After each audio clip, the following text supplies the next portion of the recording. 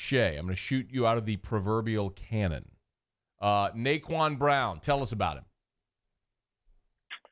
Yeah, I mean, this is a kid they pick up out of Virginia, four-star, a year after they signed Antoine Sampa out of Virginia. And they're obviously still on Tristan Lee, a five-star offensive tackle who's from Virginia. So they're recruiting the East Coast pretty well. And you look at a guy in Naquan Brown who, this one's interesting, Matt, and we can talk it out and try to figure out maybe the direction they're going or how long does the bigger question become is this shift from Dave Aranda to Bo Pelini. And everybody says, well, Dave Aranda ran a 3-4, Bo Pelini runs a 4-3. That's a rather aggressive one. But Pelini said he's going to be multiple. And when you look at Naquan Brown, he's 6'3", inching closer to 6'4". He'll probably be 6'4" in college. And he's in that 205, 210 range right now. Well, entering his senior year, that's where Arden Key was. And that's where Xavier Carter, for instance, another one of their commits is right now, a 6'4", kind of 210, 212-pounder. And you wonder, do those guys put their hand in the dirt and play defensive end, or are you looking for someone who weighs a good bit more than that? And then on the flip side, are you standing up guys like Caleb Chason as much as you did before? And maybe the answer is no there, but I'm intrigued by them adding two guys like Naquan Brown in this class who you turn on the film and, yeah, they're lighter, but they have 80-plus inch wings. They can bend as well as any of the pass rushers you see. And they're really, for as athletic as they can be, but you don't ever see them playing in coverage. They are pure pass rushers, whether playing hand in the dirt, standing up in an Arden Key type of role. And under Bo Pelini, I'm interested to see how they use those kind of guys. So I like the pickup. He's a really good player, and I like Xavier Carter a lot, who they picked up a couple months ago, who is very close and similar to that sort of game. But when you look at guys like that, Marcel Brooks, for instance, how do they fit into this new defense? So that kind of was my question, which is the obvious one, right? I mean, Marcel Brooks looks similar, and he just left because it was like he maybe didn't fit in. But it sounds like Brown, they have a specific role for him coming off the edge. So the plan as of now, as best you know it is, he's going to have his hand in the dirt coming off the edge, not playing linebacker, correct? Well, I think that they could certainly look at him at playing linebacker. It'll have to take some time to add weight. And his high school coach said, look, he's a guy who may play in the 230 or 240s even. But are you playing him at D end, hand in the dirt there? Maybe. And we've seen some guys at that size play for LSU in the past.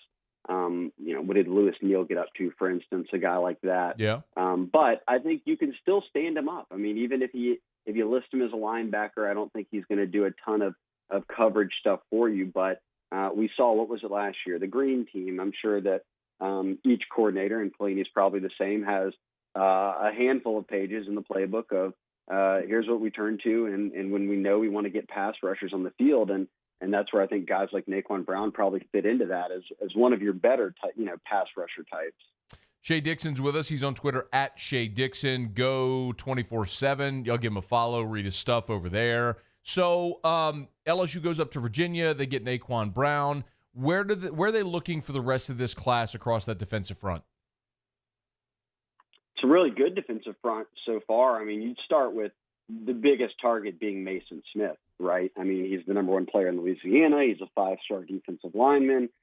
They don't come around every single cycle. And they got Jaquelin Roy and Guillory last year. To follow that up with Mason Smith in state this year would be huge.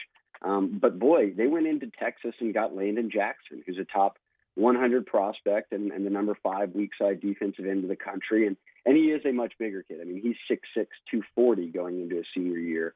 So he's a guy that certainly is going to be playing D-end for you. We've talked about Naquan Brown and Xavier Carter, two very similar-looking edge rusher prospects. They've got Savion Jones, who I think people are really sleeping on. That St. James team was really good, and they have a couple of really good players on it, Savion being one of them.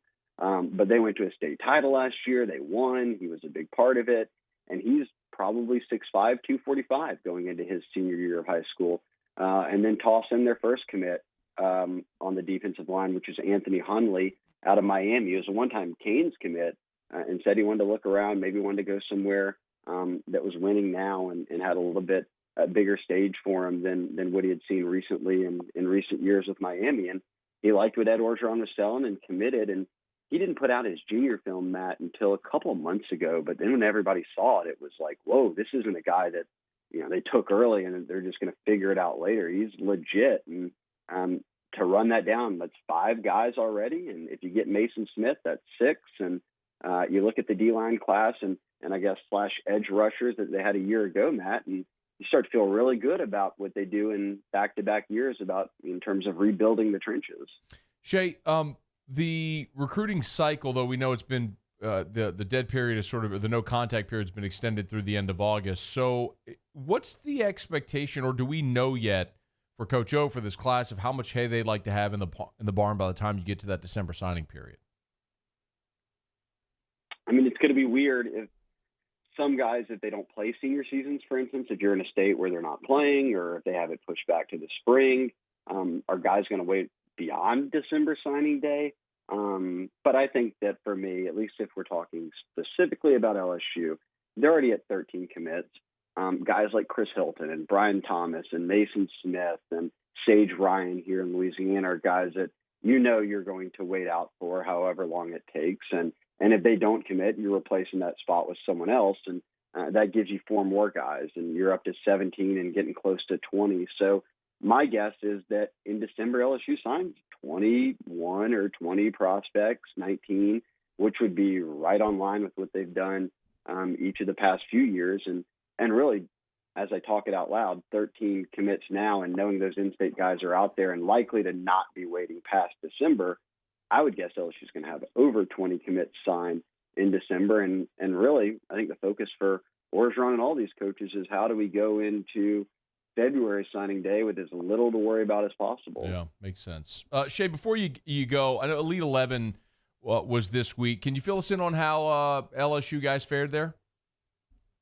Yeah, Garrett Nussmeier, he made the so it's called the Elite 11 Finals, and 20 guys go. But at the end of it, they actually named the Elite 11, which is even more confusing because it's 12 guys. But it's one MVP and then 11 guys. Okay. And so now that I've got you through the math lesson there, Nussmeier made the final list. I mean, he was on the Elite 11's group of quarterback class this cycle, and he put together a really solid pro day event, which was kind of 20 scripted throws in all different settings.